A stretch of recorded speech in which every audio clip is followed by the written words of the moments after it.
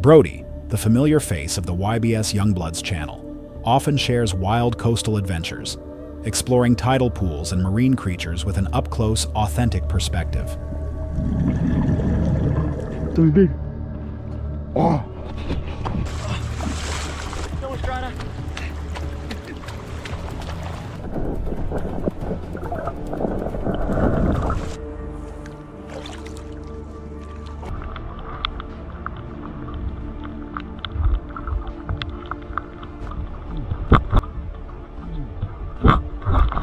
Ah, he bit me!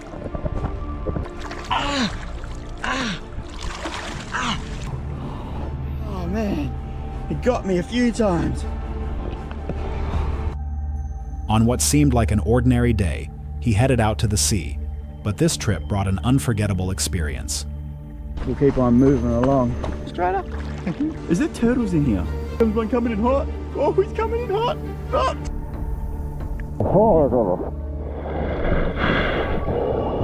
Your main goal in this video is to be the first person in the world. While walking along the shore, he spotted a pufferfish drifting near the sandy beach. Its behavior seemed unusual. Brody gently used his hand to guide it back into the water, steering clear of its sharp teeth, which could cause serious injury. He thought that was the end of it. But just minutes later, the pufferfish returned, this time with clear aggression. And I can tell you right now that he was not. In a moment of distraction, it suddenly lunged and bit Brody's finger.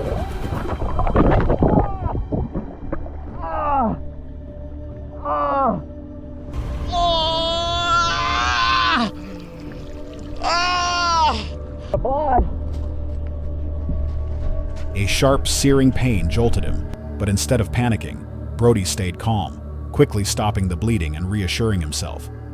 However, the wound was more severe than he expected. He knew he needed medical attention. In the video, Brody openly shared that surgery was scheduled for Tuesday. He also admitted it was time for him to rest, not just to heal the physical injury, but also to care for his mental health after a long stretch of relentless work at sea. With his usual sincerity, Brody thanked his audience and promised he'd be back once fully recovered. October 13th, 2025, Nebraska. Quiet morning, Lake Flat. The 402 Outdoors crew preps for filming and catfish fishing. Engine starts. Soft waves slap the hull. Motor was shaking real bad, and now we're in idle and it's peeing just fine. It was peeing, there was no alarm or anything, so I knew it wasn't anything super major, but it was shaking a lot, so spark plugs it is. Now we're running good. As you guys can see, the motor's shaking pretty good, but no alarms, no nothing. We're gonna try to make it up. I'm gonna try to get in front of this boat. We're gonna hope for the best. Hopefully we don't blow up. Mid-lake, the motor jerks hard. Metal clangs, then dies. Brief silence. After checking, it fires up again. They continue. Below the surface, the fish finder shows big blips. Appear. Vanish. Alright, right now we're just floating with some jigs. We got a bunch. We got 4. I got 2 out. Sasha's gonna be using this one. Throw this one this way. Let her drift. Bait drops. Small fish bite nonstop. Nothing odd. In the afternoon, they leave the lake, head to a private pond near the river. Murky water, still air, hook splash echoes clear. Live bait down. Surface ripples, hard tug. Rod bends. Water explodes. A 35-pound flathead catfish surfaces. Minutes later, another one, same size. He's on there. Got him. Sasha! We gotta keep him up. Get him closer before you get ready. Yeah. You hear, Sash? I'm gonna keep him up because I don't want him to get snagged, but this is a big fish. I went way out there too. And just keep it high. Keep reeling. Yep. There's a lot of snags out there. Jeez. Yeah. Just keep him high. And then lean back. Yep, lean back. Just keep him high. And just keep going. Big flatty. Keep going. We got him. That's a 30-something. How you feel? That thing was strong. Yeah, that dude was feeding. The fall feed is on. Oh yeah. I might hit 35. I was gonna say 30, 35. Woo. Good one. Teamwork. All right, let's see this guy. Oh yeah. Yeah, that's a good one right there. Look at that, is so cool. The marbling, they each got different little marks on them. Look at the tail. That's a big old fantail. Holy crap, he's heavy. What you think, Sasher? That was worth it. I'll eat my. No one speaks. Bubbles keep rising. Night falls. Video uploads.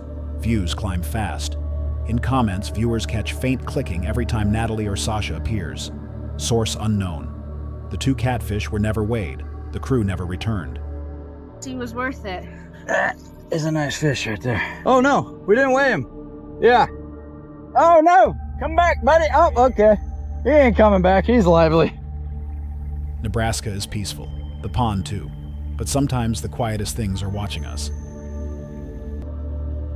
June 23rd, 2019. Miami, Florida. Streets damp after night rain. Catch 'em all fishing crew. Zach Catch'em, Monster Mike, and friends. Start filming. Location, city storm drain. Running water. Bread plops on the grate. Normal shoot. So guys, it's a little windy out here. There's a nice canal down the street, like maybe, I don't know, 50 yards away, but it leads to this sewer. We're gonna catch some fish out of the sewer right now. I caught fish in this sewer before. I can't see anything. I cannot see anything. Guys, he's in the deep Miami.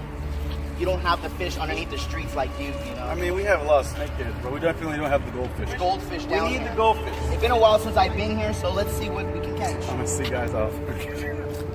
We better get to it. From the dark, a sharp hiss echoes. Repeats. Bounces in the pipe. Water ripples. A black shape moves under a steel grate. Long. Winding. Then rises. Massive Burmese python. Is that a snake? Bro, that's a snake! Not a snake. That's a snake! I can't see it. It's too dark. It's like crawling though, but you How hear big it. is it? It's loud as hell. Oh look, you can hear it. Is that a... Oh my god. Oh my... Mike, can you see that? Can you see that? Yeah, it's like, Can you oh my see it? gosh! Guys! Oh my gosh! Oh my gosh! No, that's not good. Bro, that's an anaconda. Mike, guys, Mike is pranking me. He got someone to No. put an anaconda No, in here. I don't. Bro, I wouldn't even mess with a tooth. Mike's putting... Yeah. No, Guys, there's a huge snake in here. There's a big snake. You're an idiot. Shut Look, up, there's a man. big snake in Shut here. up, Mike. Jacob Feeder, animal expert, called in. He leans into the drain. Vanishes in shadow. Crashing sounds. He surfaces. Wrestling the python coiled around his arm. Zach and Mike help. Slick body. Scales reflect streetlights. It's dragged onto the sidewalk. Heavy. Twitching nonstop. Sewer. Oh my god. Okay. Look at these teeth. Okay. So how are we gonna get you out? How are we gonna get We're him just out? leaving him in here. You got it? You have its head? I got it. Oh my god. Oh my god! Oh my god! Oh my god! Guys! Look at the size of Cover the hole, cover the hole! Cover the hole, cover the hole! He's gonna go Cover the hole! Yeah, don't let him go back. Guys, this thing is... Look how big it is! Oh my god. Jeez! Wait, I need to take my boots off. I'm like walking... Here. Wait. Bro, you're all wet. Bro, Woo! You were the snake king. what You are were you the doing? snake king. The plastic bin lid clicks shut. Soft sound. The street quiets. Steam rises from the open drain. South Florida is overrun with Burmese pythons, invasive apex predators, no natural enemies. And if one surfaced that day, how many more are still moving under the city? Two amateur anglers were standing in a muddy lake in Australia. The water only knee-deep but full of hidden risks. Though they knew these waters could harbor dangerous creatures, their passion for fishing kept them there. At first, the scene seemed peaceful. Their lines were taut, and they pulled up a small turtle. But seconds later, the water surged violently. Another turtle, much larger and more aggressive, charged toward them, snapping at the surface just inches away. See fucking get over the other side. Hey, f ya! Oh, turtle. That idiot freaked me out. Oh, freaked me out. I looked down and I could see the fucking thing right here. Oh my god. Oh, me dead. Oh. That was scary, dude. Oh, sorry, mate. Nah, it's alright. The two men jumped back instinctively, then laughed to ease the tension. But behind that laughter was a clear realization. One wrong move, and the situation could have turned far more dangerous.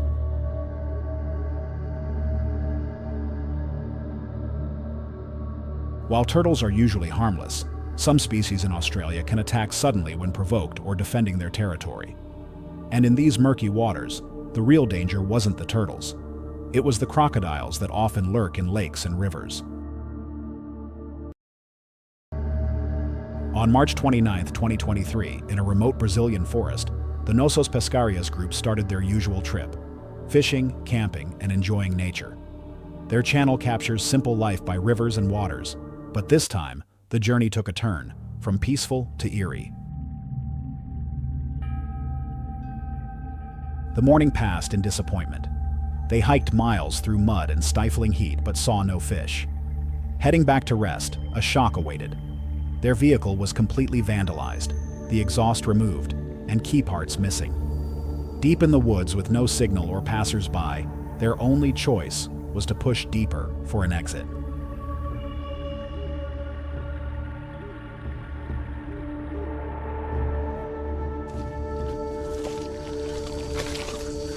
Meu irmão. Sai daí, garrancho! Ai, meu Deus do céu, já mexeram no carro. Ai, merda. Mexeram no carro já, ué. Eu coloquei o carro aqui, mano. Oh, meu Deus, vê se não levou nossos trem, mas pelo amor de Deus. Como é que abriram esse carro, velho? Tava com alarme. Ai, meu Deus, olha o que fizeram. Ah! Tiraram o escapamento do meu carro, velho. Disparou. É carro velho, não dispara assim não, mano. As duas frouxinhas. Frouxões, yeah. But instead of the river they expected, another sight waited. A few meters off the trail, they found a stolen car, covered in leaves and mud. Doors pried open, seats torn, license plate intact. Clearly not an accident, but evidence of a forgotten crime in silence. They quickly contacted local police. Officers arrived and confirmed the car was reported missing over a year ago. Many parts were stripped, but the engine remained. Signs of an organized theft interrupted. É, eu tô falando, moço. Arrebentaram a correia. Vamos dar o fora. Vamos chamar a polícia e vamos dar o fora. Vamos dar o fora daqui, pescaria acabou. Senão vai sobrar pra nós. O tapete do carro, o trem do carro. Ó, placa. Aí, ó. For the Nossos Pescarias group, the trip ended there. No fish, just a broken vehicle and unease. They packed silently, realizing forest dangers come not just from nature, but from people too. The scene left unanswered questions. Why abandon the car so deep in the woods? Were thieves interrupted, or was this a secret drop point? Ô, Márcia. Tudo certo? Alguma pessoa vai ficar feliz que vai recuperar o seu carro, que a gente não pisa mais, tá bom? Eu sei que foi uma merda esse vídeo, mas vai... And more importantly, how does a simple fishing trip lead to touching the shadows of crime? A vandalized car, another dumped, and people seeking peace accidentally stumbling into a story never meant to be told. As sunset fell through the trees, reflecting on the calm river, they left with a new awareness. Even the quietest places can hide unease, and sometimes real danger isn't under the water, but in what humans leave behind. On April 17, 2022, the YouTube channel Sailing Nahoa shared a new chapter in their round-the-world journey, a video both beautiful and thought-provoking. Ben and Ashley, along with their 2 young children, left behind stable office lives to sail the open ocean, embracing a simple but challenging lifestyle. They're known not for drama or staging, but for raw authenticity, engine repairs amidst waves, sudden storms, and quiet sunsets far from land. In this journey, they left Sri Lanka, heading toward the Maldives, a route spanning hundreds of miles with no land, no support, just them and the ocean. Basically the tip of Sumatra and the tip of Sri Lanka north and south. And yeah, we're kind of straight smack dab in the middle right now, like in the middle of nowhere. And it's a lake. It's shockingly a lake. The first few days seemed perfect. The sea was calm and windless, the sky like a mirror reflecting the water. But that stillness soon brought unease. Everywhere, plastic debris floated. Bags, bottles, fragments, even large foam pieces the size of car bumpers. "It's like we're about to hit a car fender," Ben said, half joking, half serious. The farther they went, the more trash appeared, forcing them to constantly change course to avoid it. Maybe this is the Great Indian Garbage Patch. I mean, there's some small fish in there, but I don't see any big ones. I think that's very micro. It's like mega plastic. As they drifted through this sea of trash, Ashley pointed to the horizon. Faint streaks of plastic stretched endlessly. Ben noted that many items bore labels from Indonesia, the Philippines, and Thailand. Both realized this wasn't just debris. It was a trace of humanity, of modern life creeping into the planet's most pristine places. A car bumper. So all morning I've been dodging this garbage line. And sometimes there's big stuff in it. Asia, they have a lot of food in little bags, and then they just tie it at the top with elastic's really tight. Like there's like soup in there or something. But that's what this is. I guess it just gets thrown in the ocean. Or ends up in the ocean somehow. I don't know, maybe they just dump the garbage in the ocean. Like they put it in bins and dump it in the ocean. I have no idea. There's footage of that from India. In Hong Kong. They build these super cool solar powered boats and they go around and they scoop up garbage. It's like they eat garbage. Yeah, they scoop up garbage in the harbor though, and it makes sense because they're dealing with the problem before it gets into the ocean, because once it's out here it's really hard to deal with. And I think the same thing needs to happen in Indonesia and a lot of these Asian countries. One morning, while checking the boat's systems, Ben noticed the speed sensor wasn't working. Looking down, he saw a plastic bag tangled in it. With no other option, he dove in. The water was warm and calm but murky. The bag floated, stuck tightly to the sensor. He carefully removed it, avoiding damage to the equipment. When he surfaced, sunlight glinted off the shimmering plastic debris, a strange, bittersweet beauty.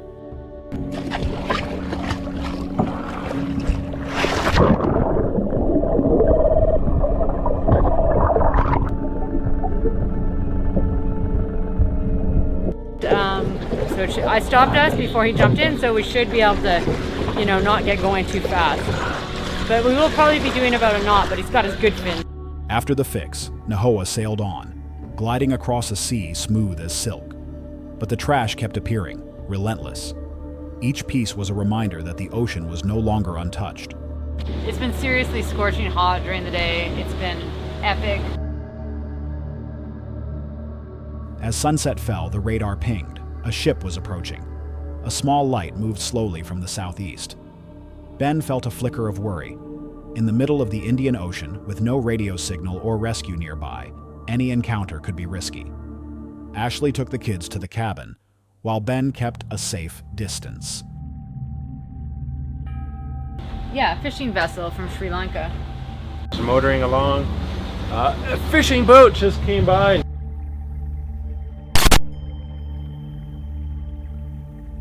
The other vessel turned out to be a wooden fishing boat with a few fishermen. They didn't come too close. They just waved and then held up papayas, pineapples, and fresh mackerel. With simple gestures, they signaled a trade. After a moment's hesitation, Ben and Ashley understood. They tied beer and soda to a rope, floating it to the other boat. In return, baskets of fruit and fresh fish were pulled back.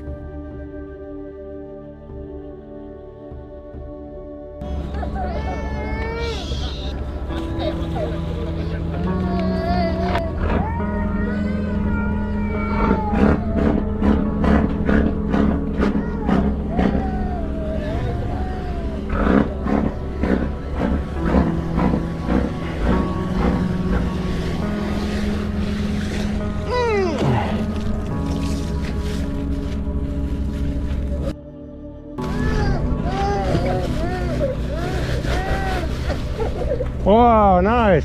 Oh, we're worried. We don't want you to lose the beer.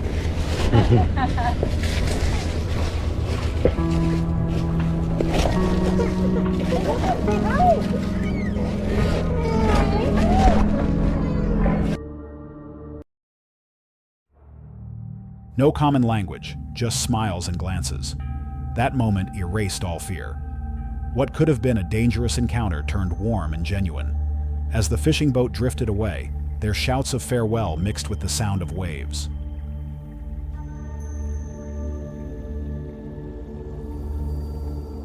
I don't know what these are. I think they're like they're not skipjack, but they're something like that.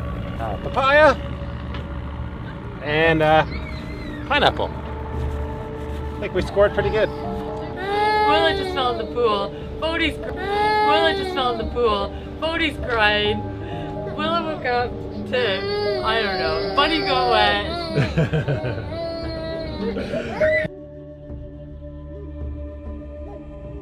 That night, Nahoa continued westward. On deck, the golden papayas and the smell of grilled fish filled the air. Under the moonlight, Ashley whispered, "Maybe the sea isn't as scary as people think. It's also a place that reminds us of kindness."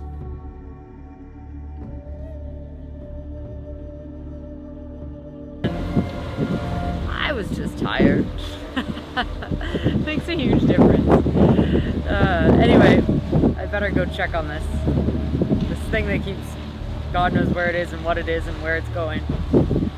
Their journey from Thailand to Sri Lanka, then to the Maldives, gave them much to reflect on. The endless sea of trash taught them the ocean is crying for help. The encounter with strangers reminded them of kindness that transcends language. And the windless days, when the boat drifted slowly through vast emptiness, taught them patience, the greatest lesson for those at sea.